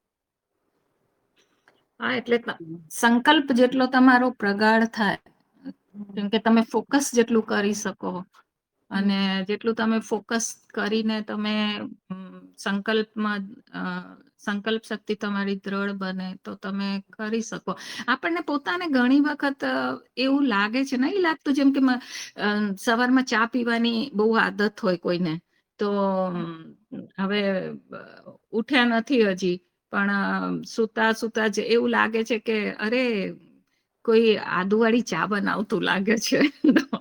સ્મેલ આવે છે, પણ વાસ્તવિકતા કોઈ બનાવ્યું નથી કે કોઈ કશું થયું નહીં, પણ આપણા મનની અંદર એ જે ઈચ્છા છે ને ચા પીવાની, કેમ કે સવારમાં ઉઠીને મારે સીધી ચા જોઈએ, આદુવાળી ચા, એમ એક એનું એ થઈ ગયું છે. તો મન શું છે, તમને એ પ્રક્ષેપિત કરી દેશે. તમને એવી સ્મેલ આવે છે કે અરે કોઈ બનાવતું લાગે છે. કાં તો આપણે કોઈને ક્યાંક સુગંધ સાંભળી તો તરત અંદર ઈચ્છા જાગ્રત થઈ ગઈ કે ચા બનાવી દઈએ, કે ક્યાંકથી સુગંધ આવી છે, અથવા તો કઈ ઈચ્છા આવી છે. તો તમે જાગ્રત રહો ને, એટલે થોડાક સજગતામાં રહો, તમે થોડું સજગ રહો, તો આ બધી વસ્તુઓ તમને ધીમે ધીમે અનુભવ પણ થવા માંડે. જેવું તમે કીધું એ બરાબર છે કે એવું થઈ શકે એમ. હા, નહીં, તમે બહુ ગહેરી વાત કરી કે આજે અગર ખાલી ચા ની વાત નથી, હવે તમે વિચારો કે તમે કોઈ પણ વસ્તુને દ્રઢતાથી ખાલી ફોકસ કરીને એને હમ વિચારવાનું પણ ચાલુ કરો, તો તમે તરંગોને એટ્રેક્ટ કરો છો, બરાબર છે. હા અને એ યુનિવર્સ પછી આગળ જોઈ છે કે એ વસ્તુ તમારા જીવનમાં કેવી રીતે ઘટિત થાય, કેવી રીતે મેનિફેસ્ટ થાય, હમ બરાબર. અને તમે વિચારો કે એ જ જગ્યાએ તમે કોઈ દુઃખની વસ્તુ વિચારી રહ્યા છો, કોઈની સાથે રાગ દ્વેષની વસ્તુ વિચારી રહ્યા છો, તો એના બી તરંગો તમે એટ્રેક્ટ કરી રહ્યા છો હા ઇનડાયરેક્ટલી, બરાબર હમ છે. તો અને એ નેગેટિવિટી તમારા જીવનમાં પછી આવે, બરાબર. એટલે આવતી કઈ પણ હા વસ્તુ વિચાર્યું એટલે એના તરંગોને તમે એટ્રેક્ટ કર્યું, અને એ તન હમ માત્રા દ્વારા આપણી અંદર લઈ લીધું, બરાબર છે. હમ એ હમ તમે અનુભવી લીધું ને પછી એ સમયે, હમ બરાબર. તો એટલે બહુ સજગ રહેવું જોઈએ કે તમે હા શું વિચાર કરી રહ્યા છો, એટલે હમ તમારા મગજમાં શું વિચારો આવી રહ્યા છે, સજગ રહેવું જોઈએ કે કોઈ બી હમ ખરાબ વિચાર ના આવી જાય, કેમ કે એક હમ ખરાબ વિચાર આવશે તો એ બીજા ખરાબ ને એટ્રેક્ટ કરશે.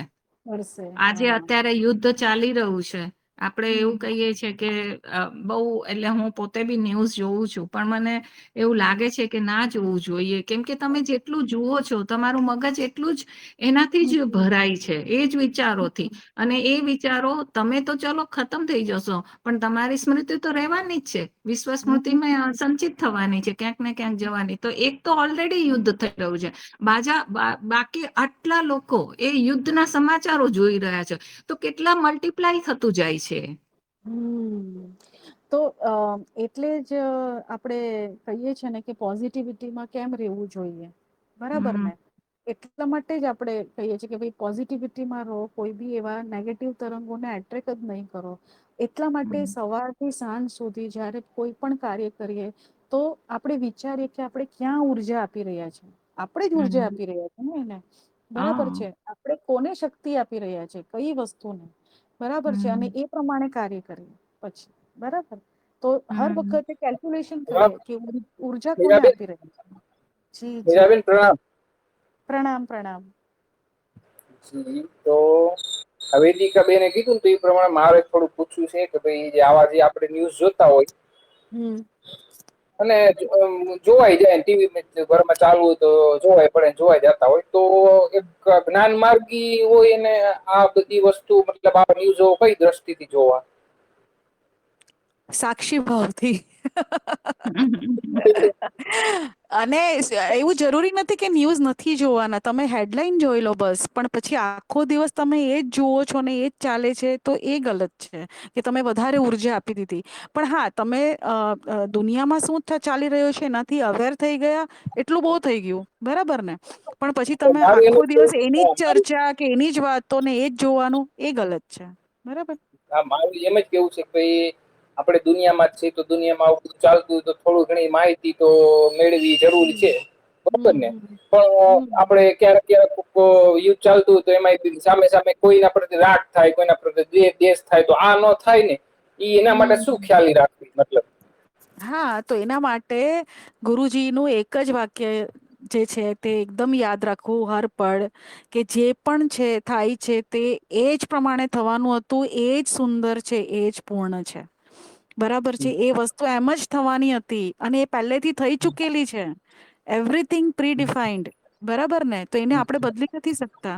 પણ જે થાય છે તે એકદમ બરાબર થાય છે. આપણને કેમ ગલત લાગે છે? કારણ કે આપણે તો હમણાંનો એપિસોડ જોઈએ છે ને. એપિસોડના તો કેટલા બધા નંબરના એપિસોડ તો આગળ ચાલી ચૂકેલા છે અને હવે પછી પણ ચાલશે, પણ આપણને આગળના એપિસોડનું કોઈ ખબર જ નથી. હવે હા ટીવીમાં તો ચલો સિરિયલો આવે તો ખબર પડી જાય ને કે આગળ શું થયું તું તે બતાવી દે, પણ અહીંયા નથી બતાવતા સંસારમાં, બરાબર ને? મીરાબેન, આ યુદ્ધ તો ચાલો સમજ્યા કે ભાઈ એકબીજાની દુશ્મની આ કારણ કે આ બધું થયા એની આપણે ખેલ કે લીલા સમજીને જવા દઈ. પણ આ જે હમ પ્લેન ક્રેશ થયું છે આપણે અમદાવાદમાં, તો ઈ હમ જો થોડુંક દિલ હમ દ્રવી ઉઠે આપણને, એમ થાય કે આવું માણસને આવું મોત એમ, તો ઈ ત્યાં થોડુંક થાય એમ સંવેદનશીલતા થાય, જાગૃત થાય એમ. તો આવું કરું છું જ્ઞાનીને હાવ હાર્ડથી લેવું એમ આવું કેમ કઈ રીતે જોવું આ? એક શું હોય છે આની અંદર, પણ જેમ ગુરુજીએ કીધું જે પણ છે તે બરાબર જ છે. કશું બી અસ્તિત્વમાં વિના કારણ નથી અને જે પણ થાય છે તે બરાબર જ થાય છે. સામૂહિક કર્મ પણ એક વસ્તુ હોય છે. ઘણી બધી વાર સામૂહિક કર્મ હોય છે જે સામૂહિક રીતે ભોગવવાનું હોય તો એક સાથે બધાની ઉપર એ વસ્તુ આવે, બરાબર? તો એ પ્રમાણે ગુરુજી જે પણ આપણે જાતિ કર્મ કે ને, ગુરુજી એના હા. વિડીયોમાં કે છે કે ઘણા જાતિ કર્મો પણ ભોગવવા પડે, ઈ જાતિ કર્મ જ ને? બરાબર છે. તો એ પ્રમાણે પણ હોય એટલે ગુરુજીનું આ વાક્ય લઈ લેવાનું કે જે પણ છે તે બરાબર છે. પછી એવું નથી કે દુનિયામાં થાય છે એટલે ઘરમાં બી થાય છે તો એ જ વાક્યને લેવાનું કે જે છે તે બરાબર છે, પૂર્ણ છે, સુંદર છે અને આ એમ જ થવાનું હતું. બરાબર છે. મારું એમ કેવાનું છે કે ચલો એમાં તો કોઈ મારા રિલેટિવ કોઈ નહોતા તો છતાંય દુઃખ થયું, પણ કદાચ ક્યારેક આપણા ઘરના કોઈ રિલેટિવ આવી જાય તો હમ કેટલું દુઃખ થાય હમ એમ. તો હમ એને હમ ઈ સમયે કઈ રીતે હમ આપણે સ્થિરતામાં રહેવું એમ? હમ તો ત્યારે તો જ્ઞાનને એપ્લાય કરવાનું છે ને, જ્ઞાન કેવી રીતે લેવાનું છે? ખાલી હા જે મારું સાંભળવાનું નથી હા ને, ઈ જ બરાબર પૂછવું છે? હતું ઈ જ. હા, આપણે રોજના જીવનમાં એને અપ્લાય કરવાનું છે, બરાબર ને? તો રોજના જીવનમાં અપ્લાય કરતા જશું તો જે આપણું આકર્ષણ છે, બરાબર છે, જે આપણો તાદાત્મ થઈ ગયું છે ઘર વાળાઓ સાથે કે વસ્તુ વિષય સાથે, એ ધીરે ધીરે ધીરે ધીરે ધીરે ઓછું થઈને એક વૈરાગ્યની સ્થિતિ આવવા માંડે, બરાબર છે? પછી સાથેના લોકો નહીં, પોતાના શરીરની સાથે પણ થાય તો બી ઉદાસીનતા આવી જાય કે હશે કઈ વાંધો નહીં, થાય એ તો બરાબર કે nothing new under the sun, બરાબર છે? આ સૂર્યની નીચે કોઈ પણ વસ્તુ નવી નથી, બધું થઈ ચૂકી છે અને થશે, બરાબર? તો એ રીતે ધીરે છેલ્લે તો ધીરે ધીરે ધીરે છેલ્લે તો મીરાબેન આનો સાર ઈ જ નીકળો ને કે જેમ તમે પેલા જવાબ આપ્યો કે ભાઈ એ આપણા ઘરના સભ્ય હોય કે ભાઈ કોઈ અજાણ્યો કે પછી છેલ્લે આપણું શરીર હોય, છેલ્લે તો આપણે હમ સાક્ષી ભાવમાં ઈ જ જ્ઞાનમાં રહેવું ને કે હા ભાઈ જે કઈ થાય છે મને નથી ખબર.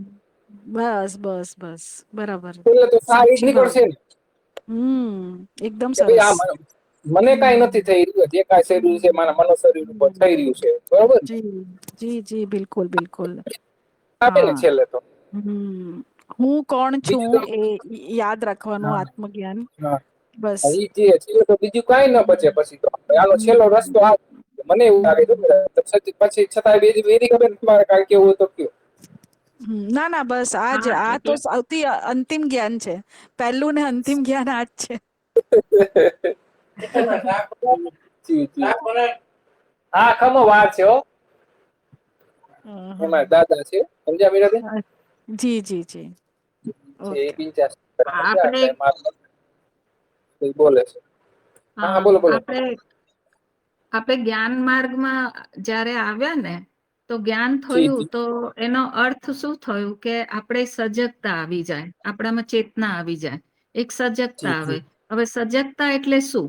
સજગતા એટલે મન તમારું કઈ રીતે કામ કરે છે એ તમને દેખાવા માંડે, મનના પેટર્નો દેખાવા માંડે કે મન કેવી રીતે કામ કરે છે. હવે તમે જેવી રીતે આ પ્લેન ક્રેશની વાત કરી કે આ યુદ્ધની આપણે વાત કરી તો મન જી શું જી છે કે જે નેગેટિવ છે ને એમાં જ રહેવા માંગે છે અને એ પકડવા માંગે છે. જે દુઃખની વાતો હોય છે ને એને પકડવા માંગે મન. તમે જોજો મન કોઈ દિવસ સુખને બહુ વધારે નહીં પકડે. તમારી પાસે 9 સુખ હશે અને એક દુઃખ હશે ને તો મન હંમેશા એ દુઃખમાં જ હશે. કેમ કે મનની એ પેટર્ન છે કે જે નેગેટિવ છે એને પકડશે. તો જ્યારે તમને જ્ઞાન થાય ને એટલે શું થાય કે જે મનના પેટર્ન છે ને એ સજગતામાં દેખાવા માંડે. આને કહેવાય ચેતનામાં રહેવું. સજગ થવું એનો મતલબ શું કે મન શું વસ્તુ પકડી રહ્યું છે એ તમે જુઓ. તો તમારે મનના અંદર જો તમે જીવતા હશો તો એને કહેવાય કે તમને બેહોશીમાં જીવો છો, તમને હજી અજ્ઞાનતામાં જીવો છો. એટલે મન જે તમને કહે છે તમે એ જ કરે રાખો છો કે પ્લેન ક્રેશ થયું છે એમાં દુઃખના જે સમાચારો છે એને જ તમે જોઈ રહ્યા છો અને એને જ વાગોળી રહ્યા છો. જ્યારે હકીકત શું છે જે થયું થઈ ગયું. ગુરુજી એવું કે છે કે જે થયું બરાબર થયું, પૂર્ણ છે. તો આપણે એમાં અપૂર્ણતા નહીં પકડવાની. અપૂર્ણતા પકડવાનો અર્થ શું છે કે મનનું હવે એમાં કોઈ કામ જ નથી. મન શું કરે છે એનું વિશ્લેષણ કરે છે. આવું છે, તેવું છે, આમ છે, તેમ છે. એ બધું મનના કામો છે. આપણે જ્યારે મનના પેટર્ન જોઈ લીધા અને જોયા કેવી રીતે સજગતામાં, સજગતા કેવી રીતે આવી ચેતનાથી આવી. તો ચેતનામાં આપણે રહીએ અથવા તો સજગ રહીએ તો મન જેવું કામ કરવા માંડશે આપણે એને તરત રોકી દઈશું કે આ મનનો પેટર્ન છે, મારે મનમાં નથી રહેવાનું, મારે મનમાં નથી જવાનું, મારે સજગતામાં રહેવું છે. તો મન ત્યાં સ્ટોપ થઈ જશે. અને ગુરુજીનું એક સૂત્ર જે મીરાબેને કીધું કે બધું પૂર્ણ જ છે. તો પૂર્ણ છે તો હવે આપણે એમાં શું વિશ્લેષણ કરવાનું? જે છે બરાબર છે, જવા દો એને. તો તમે એને પકડતા નથી. તો પકડતા નથી તો જે છે એ છે. તો મન વિરક્ત થઈ જાય, એમાંથી બહાર નીકળી જાય, એની સાથે ચોંટી ના જાય. એટલે આપણે આવી રીતે જો જ્ઞાનનો ઉપયોગ કરીએ ને આપણી જીવનમાં તો શું છે કે તમારા સાથે કોઈ બી ઘટના બનશે તમે એમાંથી બહાર નીકળી જશો. કેમ કે મન જ એને છે એ પકડવા માંગે છે અને તમે મનને સમજી જશો અને સજગ રહેશો તો એને પકડશો નહીં અને એમાં તમે દૂર ઉભા રહીને એ વસ્તુને જોઈ શકશો. એટલે અને આપોઆપ વિરક્તિ આવી જશે. હા અને મેં જોયું કે મનનો સ્વભાવ કેવો છે કે જે આ પ્લેન કેસ કે હોય કે કોઈ પણ ઘટના હોય આવું બધું બને તો ઘણા એ વિચારો કરે કે ભાઈ આ શું કામ થયું, કેમ થયું, શું કારણ હતું. પણ છેલ્લે અંતે તો એને કઈ નિષ્કર્ષ હાથમાં નથી આવતો, કઈ એને જવાબ મળતો નથી. કેમ કે ગુરુજી કે છે કે ભાઈ આ માયા છે, માયા બહુ જાણી શકાય એમ છે ને યજ્ઞ છે, બરોબર. તો એને કઈ કારણ હાથમાં આવતું નથી છતાંય વાઘોડ્યા કરે. એને કઈ હા તો બસ મળતું આને નથી. આને સમજી લેવાનું ને એને પછી પકડવાનું નહીં, છોડી દેવાનું. એટલે તમે જ્ઞાનમાં આવી ગયા કે તમને જે અનુભવ, જે તમને સમજ પડી છે એ સમજનો તમે ઉપયોગ કર્યો. એને કહેવાય જી જી સજગતા. જી. બસ બસ ધન્યવાદ. સરસ સરસ. જી. તો આગળ વધીએ આપણે. આગળનો પ્રશ્ન હતો તન હમ માત્રાઓની અનુભૂતિ કઈ અવસ્થામાં સૌથી વધુ સ્પષ્ટ હોય છે? તો સૌથી પહેલા તો આપણે અવસ્થાને સમજવી પડે. તો અવસ્થા 4 છે. જાગૃતિ, સ્વપ્ન, સુષુપ્તિ, સૂક્ષ્મ અવસ્થા. બરાબર. અને આ હમ ચારેય અવસ્થામાં સૌથી વધારે જે અનુભૂતિ તન્માત્રાઓની થાય છે એ આપણને જાગૃત અવસ્થામાં થાય છે. અને ચેતનાના વધવાથી પછી અનુભૂતિ સ્વપ્ન અને સૂક્ષ્મમાં પણ દેખાઈ આવે છે. પરંતુ તન માત્રાઓની અનુભૂતિ સુષુપ્તિમાં નથી હોતી. બરાબર. સુષુપ્તિમાં આપણે તન્માત્રાઓને ઓળંગી જઈએ છીએ અને આપણે અનુભવ સાક્ષીમાં સ્થિત હોઈએ છીએ. તો જ્યારે સુષુપ્તિમાં પણ ચેતના આવે તો એ સમયે સાક્ષી ત્યાં પ્રગટ હોય છે, પણ તન્માત્રાઓ નથી હોતી. તો એ રીતે આપણે તન્માત્રાઓને જોઈ શકીએ કે જાગૃતિમાં અને બધાનો અપ્રોક્ષ અનુભવ છે કે જાગૃતિમાં જ સૌથી વધારે સટીક અનુભવો થાય છે. બીજી સ્થિતિઓમાં એટલા સટીક અનુભવ નથી થતા. જી. જી. બીજો પ્રશ્ન છે કે તન્માત્રા શું આપમેળે સ્થિતિ છે કે એને ઉર્જાથી પ્રવૃત્ત કરવામાં આવે છે? બરાબર. તો આપણે જાણી શકીએ છીએ કે તન્માત્રાઓનો ઉદ્ભવ કેવી રીતે થયો. આપણે જોયું કે નાદ જ્યારે પ્રગટ થયો શૂન્યમાંથી તો શબ્દ તન્માત્રા આવી, પછી 2 થી વધારે તન્માત્રાઓ જ્યારે ભેગી થઈ તો સ્પર્શ તન્માત્રા, એનાથી અગ્નિ, ઘર્ષણથી અગ્નિ તત્વ બન્યું અને તેનાથી રૂપ તન્માત્રા, પછી જલથી આપણે જોયું કે રસ તન્માત્રા અને પછી ગંધ તન્માત્રા. આપણે આગળ બધી વાત કરી. તો એ રીતે આ જે સ્થિતિ છે તે આપમેળની સ્થિતિ છે. તન્માત્રાની જે પણ કઈ સ્થિતિ છે એમાં કોઈ ઉર્જા નથી આપી, એ પોતે ઉર્જા છે. એના સિવાય બીજી કઈ ઉર્જા છે? બરાબર. આખરે તરંગોથી આગળ શું છે? વિજ્ઞાન પણ નથી પહોંચ્યું એની આગળ તો. બરાબર. તો તન્માત્રા આપણે અગર કહીએ તો આપણે પણ તન્માત્રા જ છીએ. અંતમાં ચિત્ત પણ તન્માત્રા જ છે, બધું તન્માત્રા જ છે. બરાબર. કારણ કે મારો અનુભવ તમને થશે, તમારો અનુભવ મને થશે. તો એ કેવી રીતે થશે? તન્માત્રાથી જ થશે. બરાબર ને? તો આખરે બધું તન્માત્રા જ છે અને એ આપમેળની સ્થિતિ છે. કોઈ ઉદ્ભવી નથી અને કોઈ ઉર્જાથી એને કરવામાં નથી આવી. અને આખરે આ બધું જ આપણે જ્યારે ચર્ચાઓ કરી રહ્યા છે તો ધ્યાન આપવું કે આ બધું એક મોડલ છે, એક સિદ્ધાંત છે, એક પરિકલ્પના છે. આપણે એને સમજી રહ્યા છે કે આખરે સંસાર, આ જગત કેવી રીતે ઉદ્ભવ્યું, પંચતત્વો કેવી રીતે આવ્યા, તન્માત્રાઓ કેવી રીતે બની, નાદ કેવી રીતે છે. તો આ બધી પરિકલ્પના છે, એક સિદ્ધાંત છે. બરાબર. તો એ રીતે આપણે એને જોઈ શકીએ. જી. હા. આગળનો પ્રશ્ન હતો કે શું તન્માત્રા અનાદિ છે કે પ્રકૃતિમાંથી ઉત્પન્ન થાય છે? તો આપણે જ્ઞાન દીક્ષા કાર્યક્રમમાં ગુરુજીએ કીધું છે કે તન્માત્રા એટલે સૌથી લઘુ અનુભવ. બરાબર. અને આપણે અનુભવની શ્રેણીમાં જોયું કે અનુભવ અનાદિ છે, અનંત છે, બદલાય છે પરંતુ હંમેશા છે. બરાબર. અનુભવ નથી એ પણ એક અનુભવ છે. બરાબર. કે ચલો કોરોના જયારે આપણે આવ્યું તો લોકોને સ્વાદ આવવાનો બંધ થઈ ગયો. બરાબર. પેલા સ્વાદ જતો રહ્યો છે. બરાબર. તો શું અનુભવ જતો રહ્યો? ના, એ નથી આવતો એનો બી તો સ્વાદ છે, એનો બી તો અનુભવ છે. બરાબર ને? તો એ રીતે આપણે જોઈ શકીએ છીએ કે તન્માત્રાઓ પણ અનાદિ છે. બરાબર છે.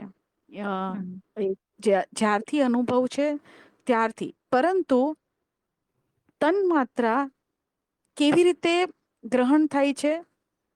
ચેતનાથી. આપણે આગળ આ પણ વાત કરી કે નાદ રચનાઓ તન્માત્રાના રૂપમાં આપણી ચેતના હોય ત્યારે ઇન્દ્રિયો દ્વારા ગ્રહણ થાય છે અને પછી આપણે એને સમજીએ છીએ. બરાબર ને? એનો અનુભવ કરીએ છીએ. બરાબર. તો એ રીતે એટલે આ પણ કહી શકાય કે ભાઈ જ્યારે ચેતના હોય એ સમયે તન્માત્રા આપણે મળે છે. હવે સૃષ્ટિ, આપણને ખબર નથી કે સૃષ્ટિ ક્યારે એનો ઉદ્ભવ થયો, એ સમયે કોઈ જીવ હતું કે નહીં. અગર જીવ ચેતન પ્રગટ હોય એ સમયે તન્માત્રા હોઈ શકે, તો એ સમયે ચેતન પ્રગટ કરવા માટે કોઈ જીવ પણ જોઈએ. તો જીવ હતો કે નહીં? તો આ બધી વસ્તુ બધી અજ્ઞેય છે, આપણને ખબર નથી. બરાબર. આપણે એટલું જાણીએ છીએ કે બિગ બેંગ થિયરી હતી એ સમયે બહુ સમય સુધી એક પૃથ્વી હતી જ નહીં, એક ગેસનો ગોળો હતો ને ઘણી બધી જે કથાઓ આપણે સાંભળીએ છીએ એ પ્રમાણે સ્થિતિ હતી જ્યારે કોઈ જ જીવ નહીં હતા નહીં. બરાબર. તો કેવી રીતે નાદ રચનાઓને તન્માત્રા પ્રમાણે ગ્રહણ કરે. બરાબર. તો જ્યારે મહત તત્વ સાંખ્યમાં બતાવવામાં આવે છે કે જ્યારે મહત તત્વ એટલે કે અ પ્રકૃતિનું નિર્માણ થયું, એનાથી બુદ્ધિ અને અહંભાવ જ્યારે આવ્યો એ પછી તન્માત્રાઓનું નિર્માણ થયું. એમાં સાંખ્યમાં એ રીતે કહેવામાં આવે છે. અને આપણા જ્ઞાન દીક્ષા કાર્યક્રમમાં આને અનુભવ તરીકે જોવામાં આવે છે, જે અનાદિ છે, અનંત છે, એની એક શૃંખલા છે. બરાબર. જી.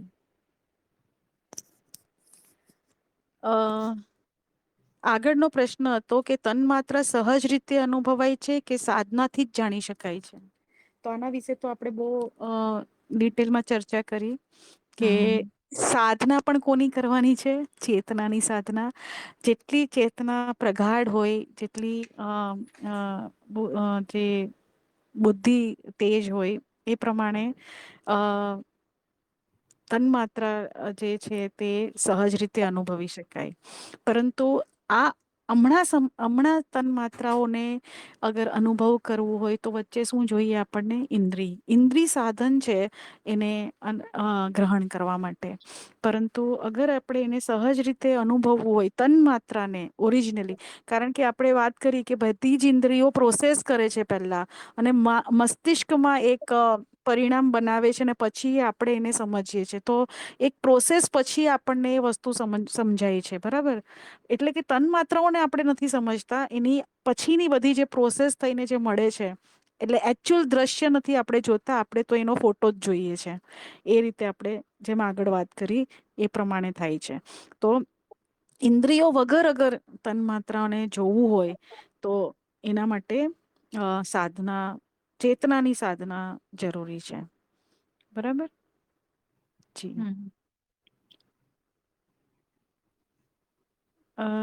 આગળનો પ્રશ્ન હતો કે તન્માત્રા દ્વારા અનુભવાતી સૂક્ષ્મ વૃત્તિઓ શું છે અને તેને કેવી રીતે ઓળખી શકાય? તો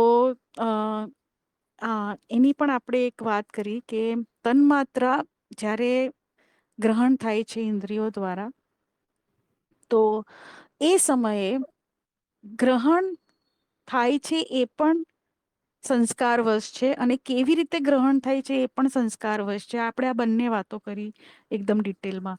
તો કેવી રીતે ગ્રહણ થાય છે એ તમારી સૂક્ષ્મ વૃત્તિઓ દર્શાવે છે. બરાબર ને?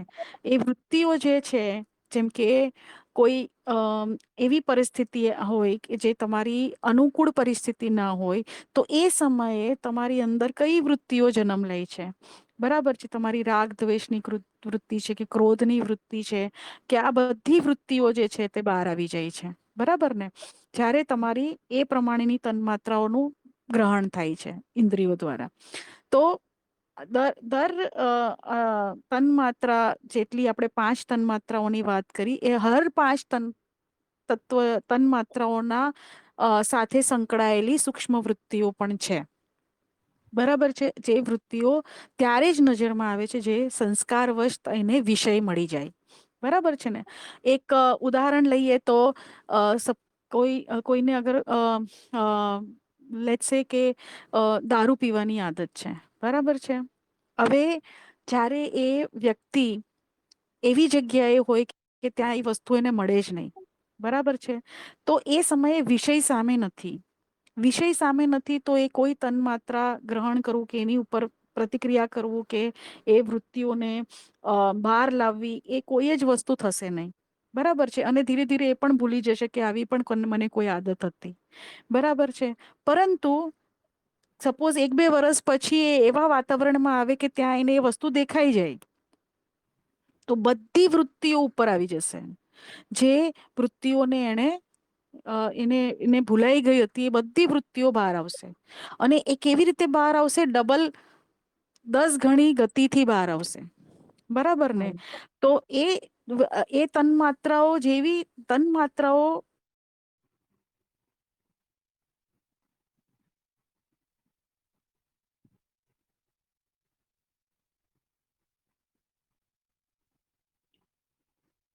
મીરાબેન, તમારો અવાજ જતો રહ્યો.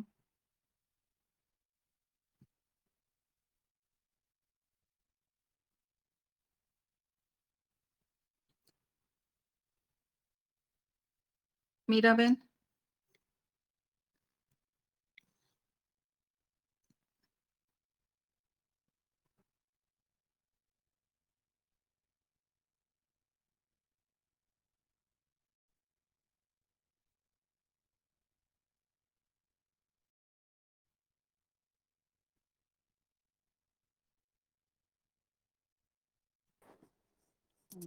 હલો, સંભળાય છે હવે? હલો. હા, હવે સંભળાય છે. પહેલા નતો આવતો અવાજ. અચ્છા, તો ક્યાં સુધી વાત કરી હતી આપણે? હા, એટલે તમે કીધું કે જે સૂક્ષ્મ વૃત્તિઓ છે એ તમને અનુભવમાં આવે તન્માત્ર હમ દ્વારા. એટલે હમ તમે હમ લાસ્ટમાં જ આવતા હતા, આ પ્રશ્નના છેલ્લા ભાગમાં જ હતા. હા હા, તો હું એક ઉદાહરણ આપતી હતી કે કોઈએ અગર કોઈને દારૂ પીવાની આદત હોય, એ ઉદાહરણ હમ. સંભળાયું તમને? હા, એ સાંભળ્યું.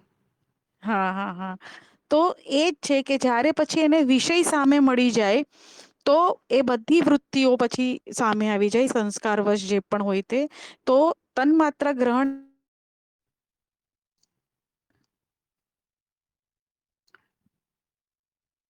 મીરાબેન, ફરી અવાજ તમારો જતો રહ્યો.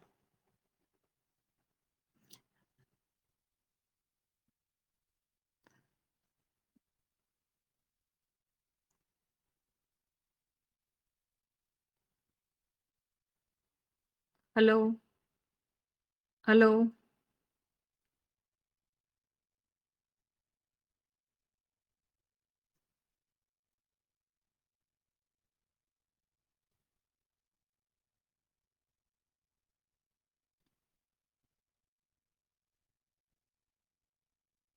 હલો, સંભળાય છે હવે?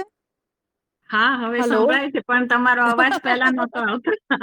એટલે ઠીક ખાલી ઠીક. તમે આ કહી દો કે આપણે જે ચિત્ત વૃત્તિ નિરોધ આપણે કરીએ ને, કે કોઈ બી વસ્તુ, હવે હમ જેવી રીતે તમે દારૂનું એક્ઝામ્પલ આપ્યું કે દારૂડિયો છે, એના પાસે અત્યારે કોઈ સાધન નથી એની ઈચ્છાઓ પૂરી કરવા માટે, તો અત્યારે એને એ વૃત્તિઓ એને યાદ નથી આવતી. પણ પછી જ્યારે એની સામે ફરીથી એ બધી જ પરિસ્થિતિઓ ઊભી થાય કે જ્યારે એ દારૂ પી શકે, તો એ બધી જે એની ઈચ્છાઓ છે એ ફરીથી ઊભી થઈ જાય છે. તો હમ શું આપણે આપણે અધ્યાત્મમાં પહેલા જે પ્રચલન હતું કે તમે તમારી વૃત્તિઓનું દમન કરી દો, તો મને હમ એવું લાગે છે કે વૃત્તિઓનું દમન કરવાથી એ પરિસ્થિતિ એ વખતે તો કદાચ બરાબર થઈ જશે, પણ પછી જ્યારે હમ સામેથી એ વસ્તુઓ તમને ઈઝીલી અવેલેબલ હશે, ત્યારે તમે હમ ફરી પાછા એમાં ને એમાં જતા રહેશો. હમ, બિલકુલ બિલકુલ. તો એટલે જ્ઞાનથી એને હા મોડવાની જરૂર છે, ના કે એનું દમન કરવાનું. બરાબર ને? હા. હમ. એને એને સમજ આપો કે ભાઈ એનાથી શું ફાયદા છે, એનાથી શું નુકસાન છે. બરાબર છે, હું નહીં હમ. કરું તો એનાથી કેવું મારું જીવન કેવું રહેશે, મારું સ્વાસ્થ્ય કેવું રહેશે. તો એ રીતે જ્ઞાન આપીને એને તમે કરી શકો. હમ. જી. તો આજે તન્માત્રા ઉપર આપણે ચર્ચા કરી. કોઈને કઈક પ્રશ્ન હોય તો પૂછી શકે છે.